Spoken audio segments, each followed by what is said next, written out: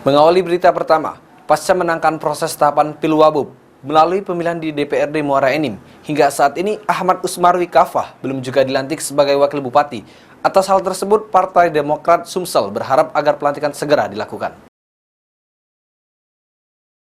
Sejak terpilih 1 minggu lalu sebagai wakil bupati melalui proses pemilihan di DPRD Muara Enim, hingga saat ini Ahmad Usmarwi Kafah, kader Partai Demokrat, belum juga dilantik. Dengan hal tersebut, DPD Demokrat Sumsel melalui Sekretaris Muhendi Muharzeki berharap agar Gubernur Sumsel segera melantik Ahmad Usmarwi Kafah atau akrab disapa Kafah sebagai Wakil Bupati Muara Enim.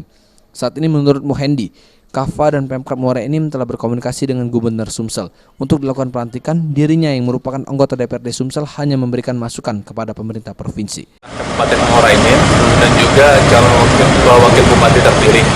Nah kita, kalau saya pribadi bisa berkomunikasi ya secara partai politik dengan Pak Gubernur, dengan Kepala Biro Organisasi, bagaimana proses selanjutnya. Kita memberikan masukan agar proses ini bisa berjalan dengan lancar. Hingga kini, DPD Demokrat Sumsel masih menunggu jadwal proses pelantikan untuk Wakil Bupati Muara Enim yang dimenangkan oleh Ahmad Usmarwi Kafah. Firman Hidayat, PAL TV.